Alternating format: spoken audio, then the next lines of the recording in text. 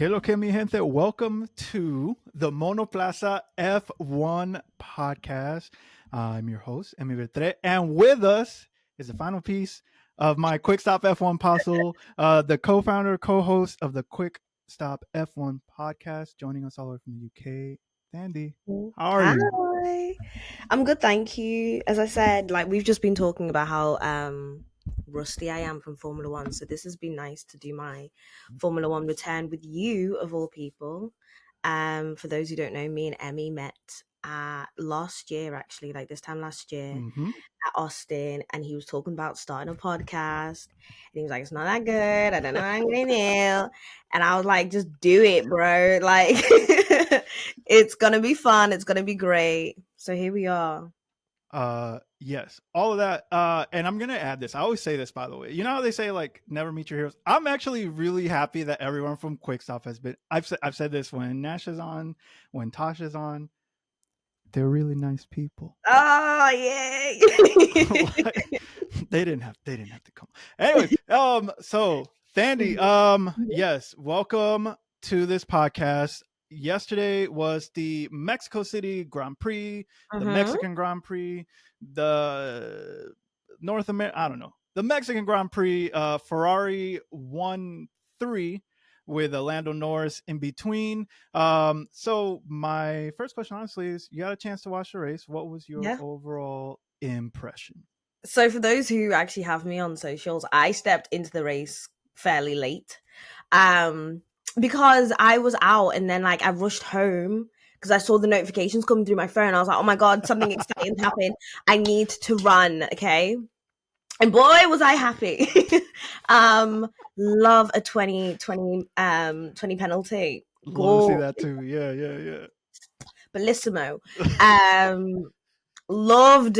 I don't know though, because there's so much to talk about because there was things that happened. It was the rain coming down to fall down. I always think when the rain comes down, it adds drama, it adds a bit of something. I was kind of hoping for that. Yeah. Yeah. Checo Perez, your home race compared to this time last year. Checo Perez. You know what?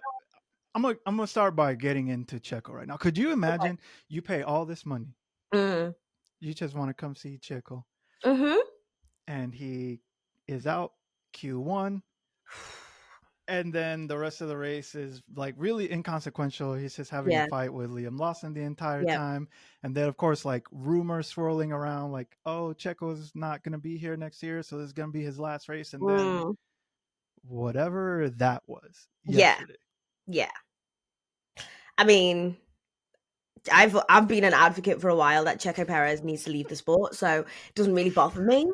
If anything, those are the things that get me high. You know what I mean? Yeah.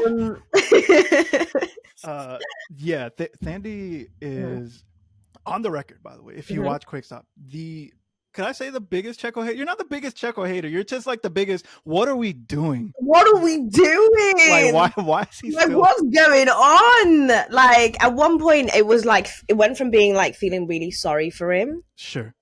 Like, extremely sorry for him. And then being like, why are you letting people treat you like this? Why aren't you standing up for yourself? And then it was like, all right, man. Okay. It is what it is now. Yeah, that's your personality. Yeah, like what has been going on with Checo Perez this whole year, if not for the past 2 years at Red Bull, is absolutely astonishing. Like being in a alleged different car to Max, allegedly. Please don't come after me, Red Bull fairies. Don't kill me, Red Bull fairies. Allegedly, and then to just being disrespected by like so many people in his team. And just like coming out and being asked to like put statements out, and he's just like, oh, this how it goes. Like, bro, like, what are you doing? And do you know what? Oh, you've got me started now. Do you know what? Coming to Austin last year and seeing the majority of people there being Checo Perez fans, being of a Hispanic background, you owe your fans something. I'm sorry, people who like to say he owes people. No, you owe your fans something. You owe your fans the respect, the dignity to be fans of you, and to not like be so ashamed to say that they're fans of you, especially from a Hispanic point of view. given what's been said in the past I mean, on race, right? Okay. So I just think the man lacks a backbone, if I'm being very honest. so it's hard for me to disagree, specifically after Helmut Marko's statements last year, right? It feels like now is when he's starting to act out as his contract, I guess, is in jeopardy. Yeah. And we can get into that a little bit later too. But yeah, like it wasn't a lot. And especially last year, I think you probably knew this or maybe you didn't. So last year, you saw a lot of Checo fans in Texas specifically, and you will continue to do so as long as he is in Formula One. Yeah. Texas used to be part of Mexico. Yeah. Right? All those states used to be part of. So of course it makes sense that he's got a ton of fans, but yeah, they all wanted him to do. They do want him to do well. They wanted him to do well yesterday. Checo's dad, I don't know what he's on. Checo's dad. I still have love for him. Listen, between him and Lawrence Stroll and Anthony Hamilton, I don't know. Let me just say, between Lawrence Stroll and Checo's dad, I don't know who's a little bit more delusional, because Checo's dad was like, yeah, we absolutely can win a championship. Absolutely can, and we will. I'm like, hey, big dog. I don't even know if he's going to be here next year, but yeah. Okay, so Checo was buns. And you're all the way in the UK, so nobody's going to come after you. I'm all the way in this side of the world, so I'm going to take those hits later. What did you think about, I think you got there in time to see Max get that penalty. And so one thing I guess that I'm a little bit curious about, I think we both kind of felt the same. Oh, Max Verstappen got a penalty, and he got two. Like, hold that, 20 seconds. But last week, and just a recap, when we were in Austin, he did a similar thing, push Lando out, no penalty. Lando had got that 5-second penalty, blah, blah, blah. And so, like, the inconsistency in the penalties. So do you have any thoughts on that? It's the inconsistencies in the penalties, brother. It's the fact that last week I felt that Max should have been penalized on top of Lando as well. It's the rule changes. It's the wishy-washy statements following the penalties. It's being constantly gaslit by this sport into, I hate using that word, I'm sorry, but I think I Googled it and I think I know how to use it. It's being told something is correct when you are put in a position where it's not correct, and when you're thinking, is it? It's like altered reality. Have you ever watched like things on TikTok where people are like, this symbol never used to look like that, like Fruit of the Loom symbol. It's like knowing that it looked like that, but then being told 10 years later that no. Yeah, the Mandela effect. Yeah, I know exactly the Mandela effect. We are being affected by this sport. Like, what the bruh, like, we know damn well that Max has been doing that for years. And you know what? This is not me completely like sympathizing with Lando Norris, because I feel like for the past year I have been sympathizing with Lando Norris, and now I'm kind of embarrassed. You guys. No, hold on, pin on that. Let's walk that back for a second, because yes, you have been on the record. If Lando Norris has no fans, you're dead. All right. So now, are you walking back? Is this an exclusive? I'm not walking back because I never walk back. Yeah? Okay. We only walk forward. However, as we walk forward, we will openly say that Lando Norris is not the person I thought he was. We were all deceived. I was lied to. No, allow this is such an exclusive as well, because I haven't even said this on the QuickStop pod. So you felt bad for Lando last week or this week or both weeks? I didn't feel sorry from this week. Because? Not at all. Why? Because everybody does what they have to do what they do.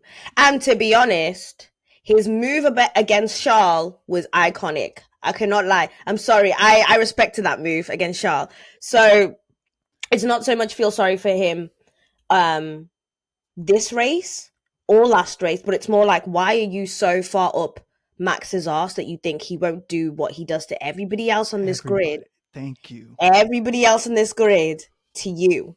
And that's what's stopping you from being a champion, Lando Norris. And that is what stops me from doing my fave anymore, Lando Norris. Because while I thought we both had the dog in us, it seems that you do not have the dog in you. Hey, he's so a funny man. Okay, I'm not trying to make Lando my favorite target, but I will say this: the accusations of him being soft, the accusations of him being all of that.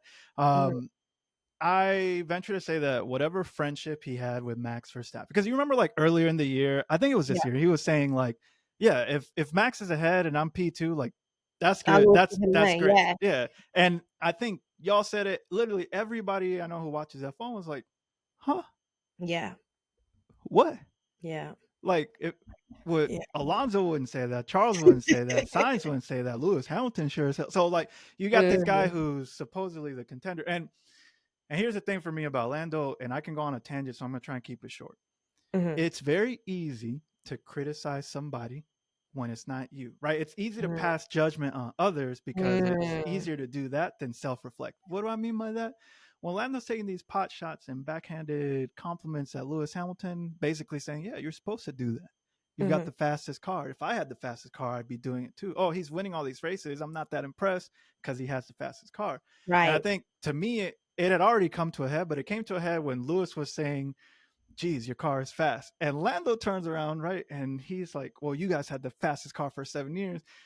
And I almost saw old school pre-PR Lewis Hamilton come out for like a hot second where he was like, were you even here 7 years ago? Like I was hit. And so for me, I was like, hey man, say it to my face. Like if we don't bang, like if we're not tight, let's be there. We don't. But I'm trying to big you up. I'm trying to do it. So for me, any goodwill I had towards Lando, I was like, okay, gone. You know what? And unfortunately, it took me a while to see the light. And I know you're probably catching a lot of heat from Code LH. Bro, like I could go without like tweeting for 4 days and I would just go into my notifications and it would be like subtle shade and I'm just tagged in subtle shade every time. You guys, I hear you, okay? Subtle shade every time. But this isn't for me saying that I'm doubling down on my comments on Lando.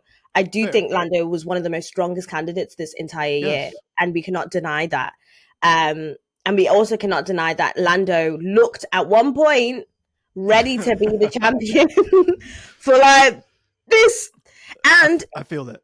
And going back to my comments on the pod a few months ago, if not like maybe a month or a few weeks ago, we had, as Team LH, if we really are calling ourselves Team LH and the politics around Team LH, we need to pick the better of less evils. And there was no way I was ever going to pick Max Verstappen.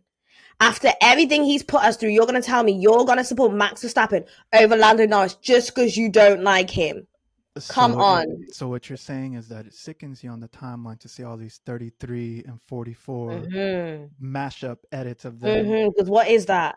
It's like segregation and... Sorry. No. Because I'm going to say something. Let's see if you co-sign this, right? So Nasha kind of made a similar statement that you're saying. So I'm going to see if you feel the same way.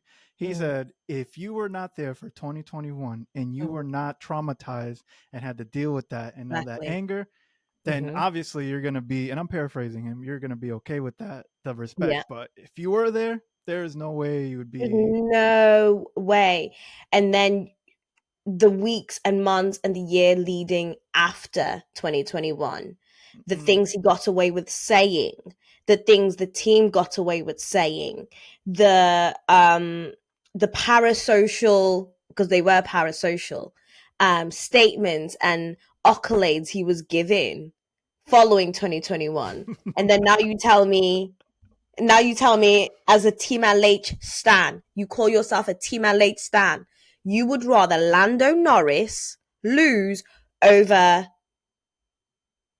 the Dark Lord. Yeah, no, I understand that. It doesn't make sense. Yeah, so you know what?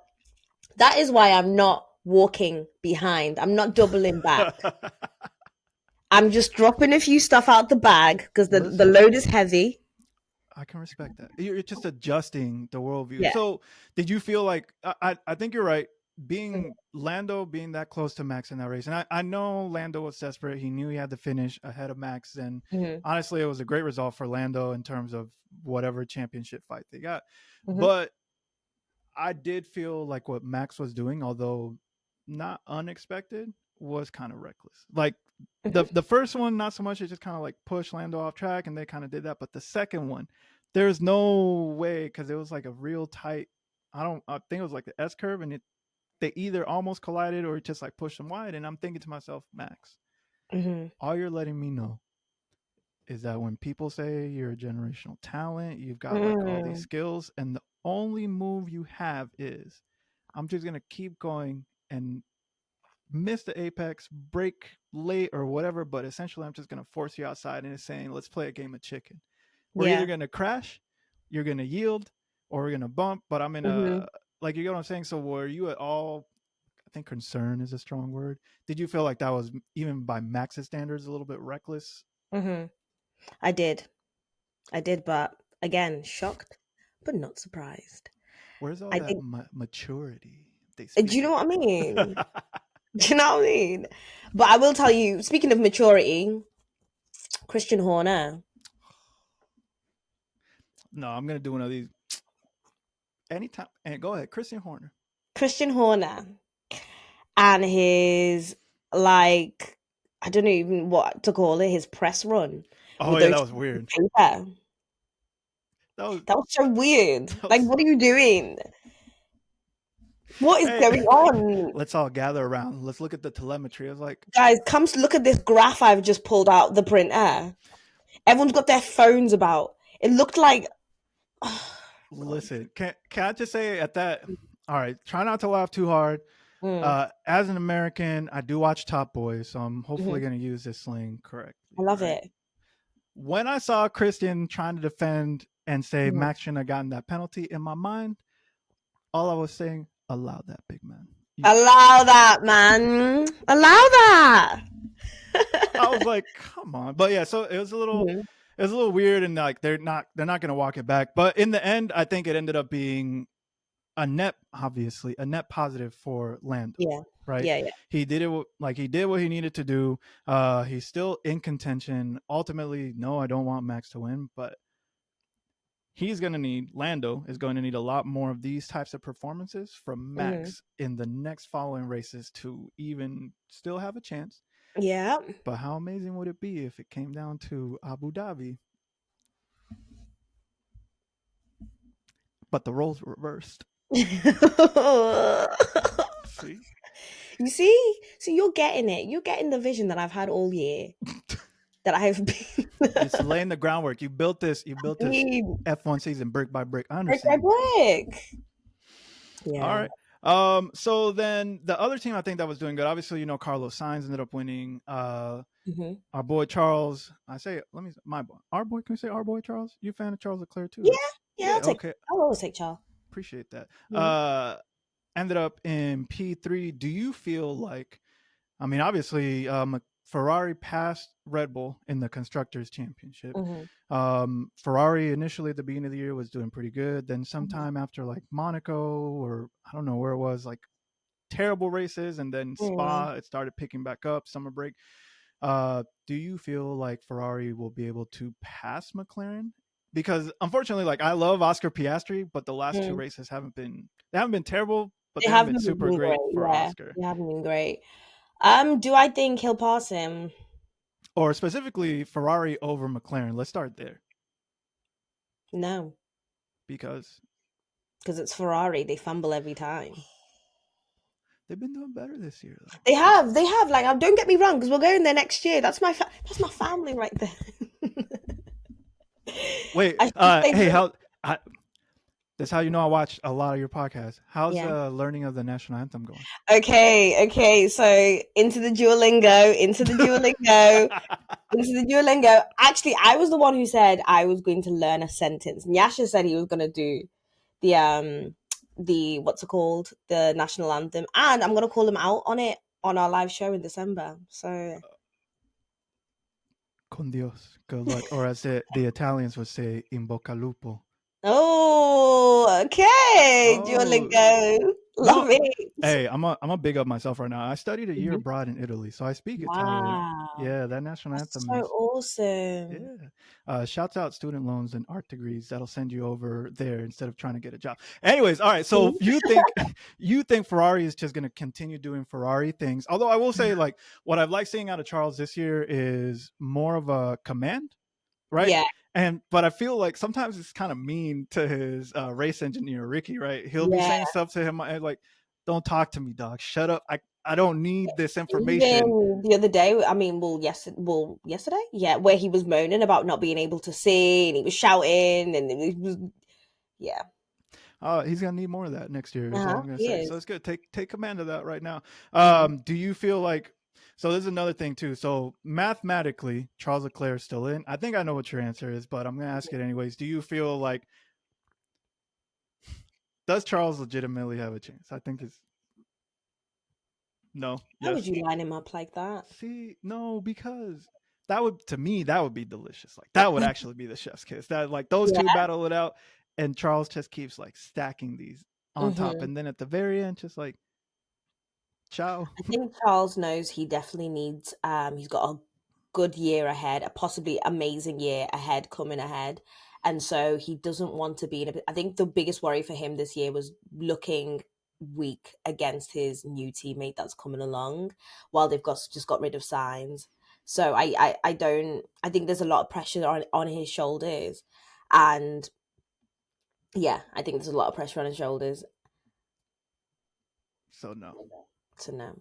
Okay. Because I would say like whenever people say like mathematically, so I was saying this like to Tasha too, right? Mm-hmm. Mathematically just means your fate is not in your hands. Like Mm-hmm. somebody else has to do something for you to Mm-hmm. like triumph, right? Mm-hmm. And I think you're right. Like I think that not me, not you, not anybody like in your circle feels that Lewis Hamilton's got his work cut out next year based on the performances that they're seeing out of Lewis this year. Mm-hmm.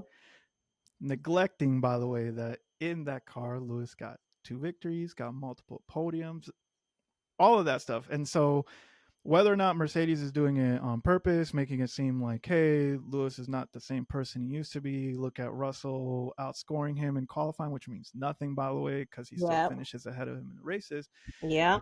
I say Charles has something to worry about coming into next year, 100,000% what's happening. But I think it's also curious that now that Ferrari is doing really well and the car's been sorted out, it's crickets on did Lewis Hamilton make the right move?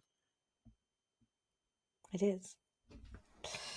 Very And interesting observation, I'd say. I mean, how the turn tables. So, um, I guess going down the line, I will say in terms of that penalty. So just to wrap it up, Mhm. Ferrari, I actually think Ferrari is going to pass McLaren Okay. on the opposite, just because I feel like uh, Oscar, I don't know what's going on, Mhm. whether they're messing with his car or the confidence is not there. He's Mhm. not where he needs to be in terms of helping Lando out.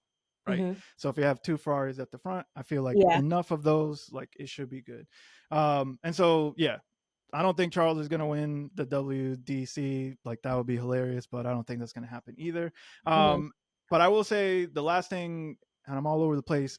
It was interesting last thing about the FIA that they came down on Max at all. Like I actually wasn't expecting a penalty on Max, to be completely honest. Neither was I. Yeah.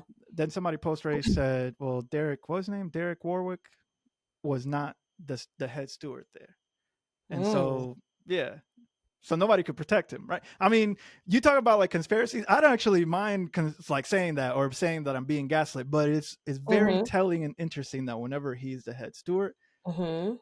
and Max does race craftiness, Mhm. nothing. But when Derek's not there, Check that man's bank account. Check his offshore bank account. so but yeah, so I guess the last question for me on the FIA is like, and I think you've been watching F1 longer than me. Has there ever been any talk about having? I'm gonna say like, let's say you just have like 3 teams of stewards and you just put those in rotation because I feel like there's just inconsistencies depending on the track and who the stewards are. Have they ever talked about doing anything like that. And it I would actually not be equipped to answer this question as well as Nyasha probably would. ask him, and I'll I ask him myself will. too, because this is Yeah. like the inconsistent. Like, don't tell me it's yes this week and then no the next week for the same thing, and that's what I feel like is happening. And so Mm-hmm. when I saw that like 20-second penalty Max Verstappen, that graphic came up on my screen. It was a Frame, nice little graphic, weren't it? It was a gorgeous graphic. frame it in the loop. Shout out the Mhm. graphic. And then on the topic of Red Bull, we found out this week that Yuki Tsunoda. So they're finally giving Yuki a test. They're finally going to give Yuki a test. My first question for you: does Yuki actually have a legitimate shot, or is this Honda putting the pressure on? So this is Honda putting the Don't pressure. do that to my boy. I hope he does. I don't think it's gonna happen. I think as long as Helmet Marco is at Red Bull, I I don't think think that, he's coming, is he?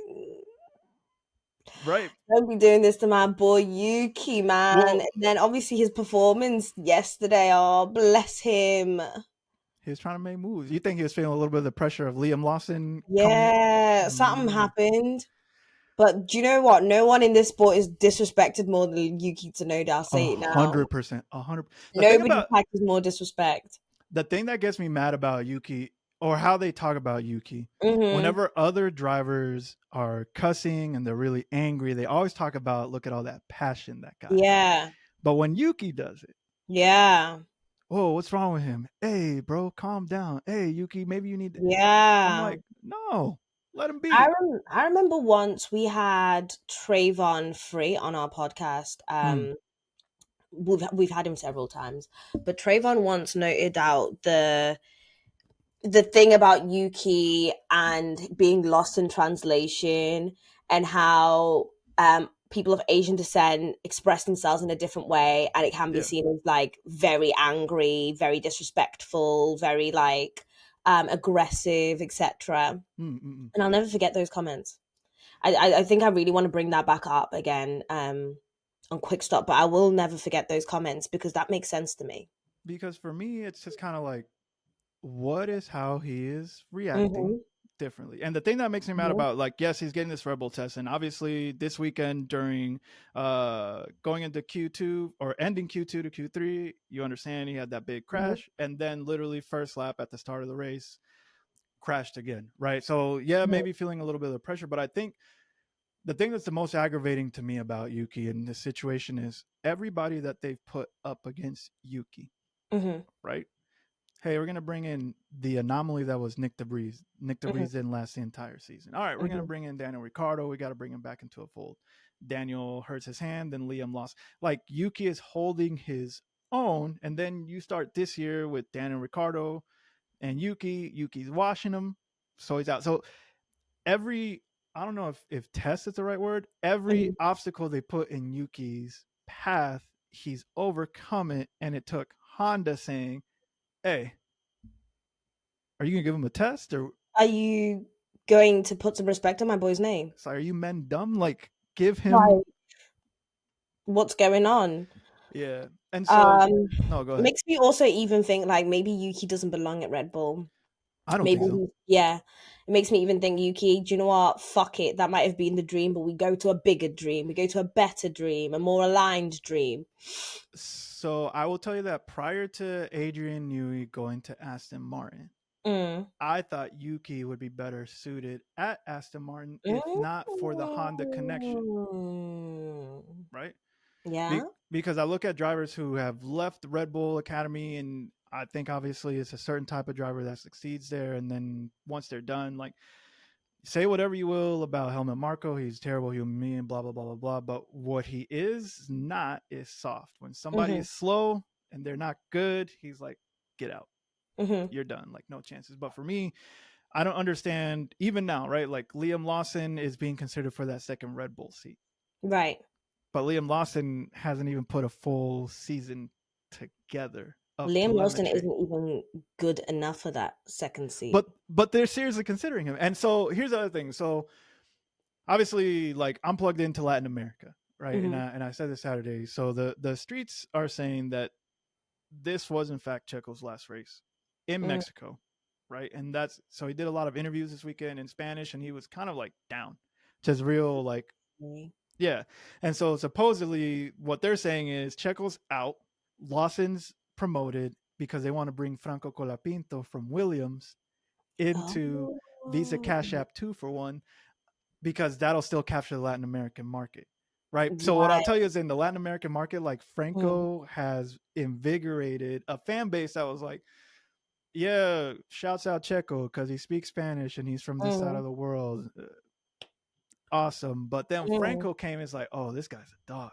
Really? And he's a yapper. And he's got banter. Oh, okay. Yeah, and so this weekend it was actually so they would interview a lot of, and Checo's got shooters everywhere. All right, and this ties into Lawson, because Lawson had his entire beef with Checo throughout the race. Like they're doing all this stuff, and then Colapinto ends up like racing Lawson as well, and Lawson ended up ruining his front wing, all of that stuff.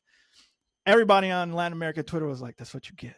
That's what you get." And so like going back to like Red Bull for me. All of these rotations of drivers moving in different places, Yuki is still not considered. Like they'll leave him in RB until his contract is up instead of promoting him to. Yeah, so I don't know. I think you're right. He deserves a better team. I just don't understand why they're not. Justice for Yuki every time. I'll scream it every single fucking time. Justice for Yuki. I want cussing Yuki to come back. I miss that. Do you know what I mean? But they've probably stifled the poor boy. They've probably cornered him and said, do you know what, Yuki, stop doing that. And he's really got into his head about it. Free my man. So what you're saying is free my man Yuki. I'm with Trust me, justice for Yuki Tsunoda. And so on the other side of that garage, one thing that I'll point out to you, I'll ask you this question, I'll give you a little bit of background. What do you think it is about Liam Lawson's personality that he is essentially beefing? So you've got a lot of new rookies coming up right now. The two rookies specifically, you've got Colapinto and you've got Lawson, right? Colapinto is beloved by, I'm going to call them the old heads. So Lewis really likes Franco. Alonso, who also represents him, right, because he's his manager, really likes Franco. Checo Perez also is like, yeah, this kid is good. Everybody bigging up Franco, right? On the flip side, you've got Liam Lawson, who last week was beefing with Fernando Alonso to the point where Alonso was like, I'm going to ruin your race. Every time, that's what it is, though. You're not supposed to touch Fernando Alonso. If you upset Fernando Alonso, it's absolutely disgusting behavior, by the way. This man is so old. And wasn't this like his 400th race or something? Yeah, he DNF'd. It went absolute fucking shit, right? And like Fernando Alonso walks around like he's the big like high school bully. Hey, you need to check in with Alonso. If you don't check in with, what is this? Wait, hold on. So you said it's a hood check. Hey, did you talk to Alonso? Did you talk to Alonso before you came in? And now if you don't check in with Alonso, all the old heads hate you. Like, please stop. But Lawson was beefing with Checo too, to the point where he flipped Checo off in the race. And now I feel like for Checo it's a little bit personal, right? Based on my comment where, hey, we're gonna replace you, big dog, with this guy. So I guess my question is like, and I'll be honest, I don't know anything about Lawson. He looks like, I think it's an undercut. I don't know what it is. He looks like a movie villain. I don't really know how to explain it to you. It's giving those vibes. Frankly, do you know what? Like I've been saying that I love all the new guys they've brought in, all the young lot. They're refreshing. They're great drivers. They're great to watch. They do their interviews brilliantly. So even this whole tension between, I'm really interested to know what is the tension with the old heads and Liam Lawson. Like, what's he done? He has to have done something, and I think I don't know. I think it's got something to do with Alonso. I don't know if he's done anything. And by the way, shouts out to Alonso, who at his milestone races, so his 200th, 300th, and 400th GP, DNF'd all three of those. My goat could never. Never. Could never. Hey, I'm always gonna. So what I would say something about this, right? Like you're right. There's new talent coming in. It's really great to watch. I'm glad the bottleneck has finally like ended, and we've got Doohan coming in, Behrman coming in, Antonelli coming in. Hopefully, Colapinto comes in, right? And I think it's telling of someone who went through hell when they came in, right? So Lewis Hamilton, no one could accept that he was that good, and that rubbed everybody the wrong way, right? And you talk about older guys, obviously like Alonso and Checo, who are like, you got to do it this way, and this is the right way to do things, right? And then you see how much Lewis has embraced these youngsters coming in versus the old guys who feel threatened. So to Lewis, it's not a threat to him. He's like, my legacy is secured. You guys are coming in. I'm on my way out. I'm gonna get what I can, and then I'm gonna bow out. Those other guys are like, no, this guy's not gonna replace me. I'm gonna show them that I still got it. I'm like, you're old. It's time. Let's let's keep it pushing. Stage right. And the other thing too, obviously, that kind of like the only thing that really upsets me, obviously, and you know this, I know this, microaggressions, all of that. They always talk about Alonso's greatness and his longevity. At the same time, they always flip that and say, oh, Lewis doesn't have it anymore. Should Lewis? And I'm like, he's younger and he's greater. He's younger. He's more marketable. He's bigger than the sport. He's an 8-time world champion, depending on who's looking. I mean, no, I'm looking. Yeah, it's 8. Yeah. I hate the comparison because honestly, just look at Alonso's legacy. Just because the man's still in the sport doesn't mean that he's a goat. He's not goated. I mean, no you argument. Sometimes you have a lamb and a mutton, and people don't like mutton because mutton doesn't taste nice. It's old and it's stinky. Yeah. And that's Alonso. Old and stinky. Yo, hey, I was not ready for the lamb mutton analysis. That's a new one. I appreciate that. So looking back, I don't know what it is, right? Full circle, what happened with Lawson, why he's beefing with all these guys. I haven't seen him beef with Lewis. I don't think it's gonna happen. Frankly, like they're not in the vicinity. But also, like I still feel like it's not that Lewis is on his 2-week notice era. I think Lewis is kind of like, oh, okay, yeah, it makes sense that you pass. I think Lewis is quite comfortable right now. Yeah, 100%. And then I mentioned Colapinto. I'm going to mention him again. So I'm going to bring up Alex Albon and Alex Albon's, right? So Albon this year had started out the season with Logan Sargent, who should not have come back this season. Waste man, right? And so now that Sargent is gone, they brought in Franco Colapinto. And for the first time in a while, since at least Verstappen, Alex Albon has a teammate who has speed, who is skilled. Crashed this race. I don't think last race. I think he was in the points. I can't quite remember. But Albon has not been the same since Colapinto showed up on the scene and showed that like he got skill. And I'm gonna be honest with you, Thandie. The only thing I knew about Colapinto was that he's from Argentina. He got passed by Kimi Antonelli. Hadn't really won a ton of races in F2. But now I'm noticing a lot of things. Obviously, F2 is not a good barometer. Whether or not a driver is going to be good in F1. I mean, George Russell. Anyway, continue. So I love me. Anyway. And so, okay. So given that, do you feel like Williams? I don't know if they're considering, is Alex Albon's seat at all in threat, or are they saying like, no, we're good. We'll find Franco's seat. Sounds like Albon's been hiding behind a lot of bums and a lot of maybe rubbish drivers that we have been distracted and can't see his actual skill. And now it's his time to kind of show that, yes, I am the main driver in this, because you've always been given the scapegoat of a bum driver. So if Colapinto, who's only 6 races in, is doing this, what are your expectations, I guess, next year with him and Carlos Sainz? By the way, this random Carlos Sainz, amazing head of hair, crazy. That man is never gonna go bald. I was gonna say, you Carlos Sainz, same WhatsApp group chat with the hair, like. No, this is. I'll tell you something after we get off. Anyways, so given how Sainz is in terms of skill level, do you think it's going to be an absolute wash next year when he goes to Williams? Or you know what? It was really nice to see Carlos Sainz drive with intention, because he can do it when he wants to, when he wants to drive with intention. And if Colapinto, Colapinto, if he can step up to the game and step up to the challenge, we've actually got a really solid good team, actually, if you think about it. Get Alex Albon out of here. He's done. That's okay. No hesitation on that. By the way, she was yeah, like, goodbye. Yeah. See you later. So yeah, actually, now that we think about it and we look at the skill set of Carlos Sainz when he actually shows out and shows off, Yeah. we've got a good team ahead. Yeah, this is nice, isn't it? Just the interest of what the teams are going to look like next year. They all feel a bit solid, actually. I do feel like this race more than anything. So Carlos was feeling a little salty, and I understand, right?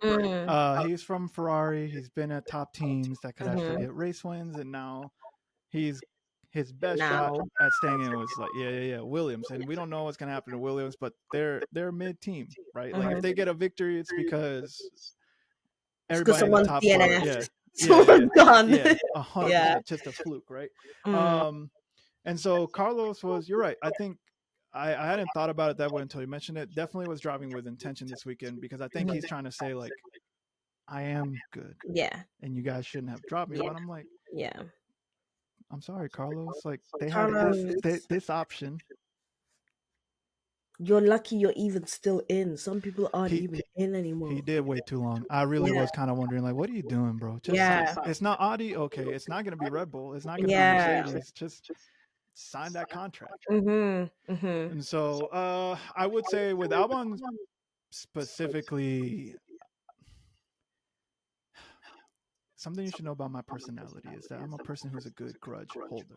Oh, I love that. No, it's generational. Like two haters meet up and get on a podcast. You know what I'm saying? I'm just this is me. All right, like God forgives. I'm not God. Ooh. I know we're supposed to, anyways. And so for me, when I say I'm a good grudge holder, I'm good at generational grudge holding. So if I don't like somebody, my kids aren't going to like somebody. Yeah. And so for me, Alex Albon is another one. Again, it's not that I don't hate Alex Albon. That's fine. But when Alex Albon was in Red Bull, and when Alex Albon was talking real breezy about karma and all this stuff, I was like, bet, I appreciate you. Thank you for stating your intentions. And so for me now, get him out. Leave Colapinto. I don't care. I'm good. And so, see, that's not my podcast is also biased, and so it's not rooted in telemetry. It's just me. It's vibes right now when it comes to me. I'd rather have a Colapinto and a Sainz, a full Latin American Spanish team move forth. That's more exciting. Williams fighting. They'd be the top. To me, they'd be the top of the midfield, unless you think Haas next year is going to do great with Behrman and Ocon. But do you feel like, okay, and I don't know how much you know about Colapinto, do you feel like he is someone, because this question has been asked in different places in different ways, so I'll ask you directly too. Do you feel like Colapinto is somebody or a personality that F1 needs right now?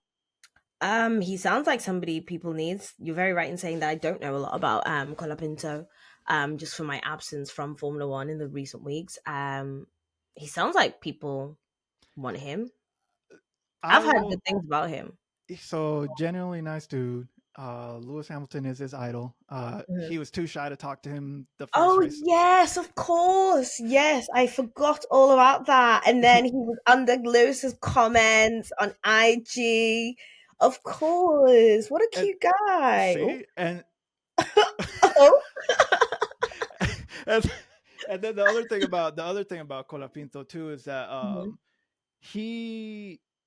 I've said this already a lot. I think on your Duolingo journey, if you want to bring in some Spanish into that will help. His interviews are hilarious because he's always chatting up the interviewer. So yesterday he had an interview with Laura Winter at post race, and he's just kind of like, "Oh yeah, you're gonna learn Spanish?" She's like, "Yes, I'm gonna learn Spanish just so I can." And I'm like, all the other drivers are taking notice. Oscar Piastri is like, "Yeah, I guess I gotta learn Spanish too because apparently you're pretty hilarious too." And so for me, personality aside, like I want more of those personalities, but it would be one thing if Colapinto was like a lot of this, but his skill just like, okay, you're just comic relief, you're a goofball, but he's actually good. Oh, I like. But yeah, overall, what would you say? The race was good for you, boring? I know you tuned in. I think it was entertaining for us. It was entertaining. we have got quite a few meaty races in our bags this year, so it was entertaining. Anywhere where Max is doing his due diligence, it's a great race. Yeah. No, that's fair. And it was top best result for Lando Norris in that he was able to outscore him, all of that, this, that, and the third. I guess, and I purposely didn't talk about Mercedes and their chances. No, thank you. Yeah, I'm with you. For this race that's coming up this weekend, it's Brazil. This is the only time I'm going to bring up Mercedes right now. Okay. Do you anticipate at least a podium for? I would be. This is what I talk about. This Team LH spirit that a lot of you have garnered over the few. I would be performing blasphemy if I came on this podcast and said that there is no hope for LH in Brazil, because we all know Brazil is LH's place. So I'm, for the sake of saying it, I'm going to say there's a podium coming. I'm fair. I'm with that. I'm drinking that Kool-Aid too. That delusional. Yeah. It's not delusion if you got the home cooking. You never know. Do you know what I mean? Charles won it in Monaco and Monza, and Lewis can. And so we'll see. Other than that, we've come to the end, and something that I like to do on my show, similar to QuickStop. Yeah. So we do Pariguayo Matatan. And again, for those who are tuning in the first time, Pariguayo is the worst performer of the race. It could be multiples. It could be one. Similar format. And then I'm going to get your Matatan or best performer. So, Thandie, for the Mexico City Grand Prix, who was your Pariguayo or worst performers? My worst performer was Max Verstappen, for thinking he can get away with a crime that he gets away with all the time. And not being only handed 10 seconds, but 20 on his head, and going right to the bottom of the grid. That was satisfying to see. Thank you very much. I appreciate that. My worst performer is going to be whoever messed with Lewis's car from Q3 to qualifying. Yeah. Okay. I'm not even going to expound on that. No, it's actually. You didn't have to. It's actually. I'm going to co-sign your Max one too. It was. I think he thought he was going to be able to get away with it and continue the terrorism, and so shouts out to him. It wasn't even damage limitation. It was just okay.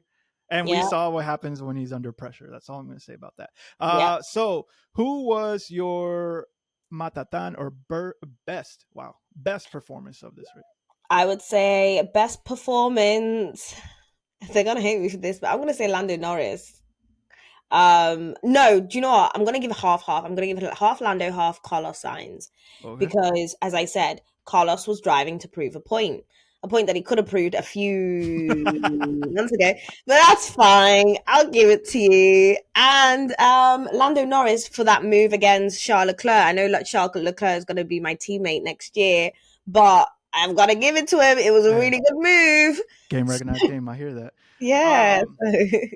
So my Matatan, you might laugh about this one because you're always dogging on this man, is K-Mag.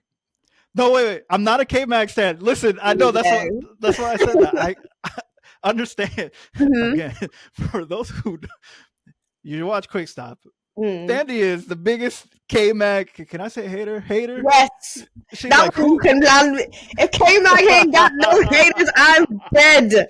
She's like, who is a fan of this man? What? Who is openly putting that on their bio? Who's wearing K-Mag merch? Listen. She went on, I don't know, it's like a solid 10 minutes where you just went in on the 3K. No, but I will say, I thought my surprising best performance of that race was K-Mag. All right, that car, it's a Haas. He came out of left field. He finally beat Hulkenberg, which rarely happens on this team. Didn't crash into anybody. Didn't crash himself. No DNF. Into the points. I think he got like 7th or 8th place, whatever it was. And so I was like, for that, wow, way to go out on a high, Kevin. I love Magnussen. That for you. Thank you. I appreciate you, Thandie. I love that for you. But yeah, we've come to the end. Thandie, you're involved in a lot of projects. So before we go, tell us what you're into. NFL, hopefully a MotoGP. Obviously, you still do QuickStop. I saw that you're being invited to different conferences and events. So that's why I'm saying thank you for coming on the show before you really, really blow up, because you're already there. So what's going on? Yeah, so you can always find me at QuickStop F1. That is home ground. That is where I was born and bred. That is the best place on planet, as Emmy has already told you guys. So yeah, so I've recently come back into MotoGP as a fan and a watcher. So I do want to start doing some MotoGP stuff. Not even starting my own podcast or anything, but just look at for me on the timeline talking about MotoGP, and maybe somebody might want to invite me to their podcast so we can talk about MotoGP together, Hey. because that's also a really fun sport to watch.